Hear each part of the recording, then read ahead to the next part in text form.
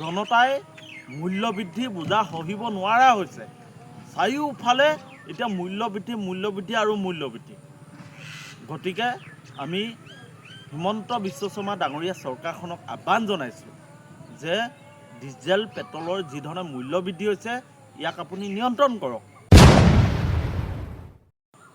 নমস্কাৰ। ৰাজ্যত পুনৰ মূল্যবৃদ্ধি। আপোনালোকে দেখিছে যে নিৰ্বাচন গ'ল, ফলাফল আহিল, পুনৰ মুখ্যমন্ত্ৰী হ'ল হিমন্ত বিশ্ব শৰ্মা ডাঙৰীয়া। আৰু মুখ্যমন্ত্ৰী হোৱাৰ পিছতেই এতিয়া দেখিছে চাৰিওফালে মূল্যবৃদ্ধিৰ জুই। অত্যাৱশ্যকীয় সামগ্ৰী, জীৱনদায়িনী ঔষধ বা যিকোনো সামগ্ৰী, পেট্ৰল ডিজেলকে আদি কৰি যিকোনো সামগ্ৰী এতিয়া মূল্যবৃদ্ধি হৈছে।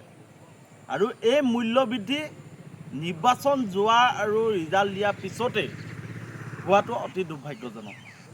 যি সময়ত ৰাজ্যখনত ধাৰৰ পিছত ধাৰ লৈ থাকিবলগীয়া হৈছে, যি সময়ত সৰ্বসাধাৰণ জনতাই মূল্যবৃদ্ধিৰ পৰা সকাহ পাবৰ কাৰণে চৰকাৰখনক অনুৰোধৰ পিছত অনুৰোধ কৰিবলগীয়া হৈছে। আপোনালোকে চাওক, এনেকুৱা এটা অৰ্থনৈতিক অৱস্থা। আৰু আমি নতুনকৈ অসমৰ পুনৰ মুখ্যমন্ত্ৰী আসন অলংকৃত কৰা হিমন্ত বিশ্ব শৰ্মা ডাঙৰীয়াক অভিনন্দন জনাইছোঁ। লগতে তেখেতক আহ্বান জনাব খুজিছোঁ যে এই সমগ্ৰ বিষয়বোৰ মূল্যবৃদ্ধি, অত্যাৱশ্যকীয় সামগ্ৰী, ঔষধৰ যি মূল্যবৃদ্ধি বা ডিজেল পেট্ৰলৰ যি মূল্যবৃদ্ধি, এই গোটেই বিষয়বোৰক লৈ তেখেতক আমি দৃষ্টিগোচৰ কৰিব খুজিছোঁ। আৰু আমি তেখেতক ক'ব খুজিছোঁ যে জনতাই মূল্যবৃদ্ধিৰ পৰা পৰিত্ৰাণ বিচাৰিছে, মূল্যবৃদ্ধি হ্ৰাস কৰক।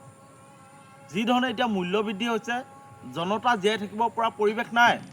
আজি পেট্ৰল ডিজেলৰ মূল্য আপুনি ভাবক, অনুধাৱন কৰক। আজি বজাৰলৈ যাওক, যি ধৰণে অত্যাৱশ্যকীয় সামগ্ৰী মূল্যবৃদ্ধি হৈছে, এই কথাবোৰ আপুনি অনুধাৱন কৰক। কেৱল VIP জীৱন কটাই থাকিলে আপুনি এই বিষয়বস্তুবোৰ অনুধাৱন কৰিব নোৱাৰিব। আপুনি সৰ্বসাধাৰণ জনতাই কেনেকৈ জীয়াই আছে এই কথাবোৰ উপলব্ধি কৰক। আপুনি নতুনকৈ মন্ত্ৰীসভা গঠন কৰিছে, মুখ্যমন্ত্ৰী আসন আপুনি দায়িত্বভাৰ লৈছে, আমি অভিনন্দন জনাইছোঁ। কিন্তু 5 বছৰ, অহা 5 বছৰ আপুনি জনতাক সকাহ দিয়ক, মূল্যবৃদ্ধিৰ পৰা জনতাক পৰিত্ৰাণ দিয়ক। জনতাই মূল্যবৃদ্ধি বোজা সহিব নোৱাৰা হৈছে। চাৰিওফালে এতিয়া মূল্যবৃদ্ধি আৰু মূল্যবৃদ্ধি।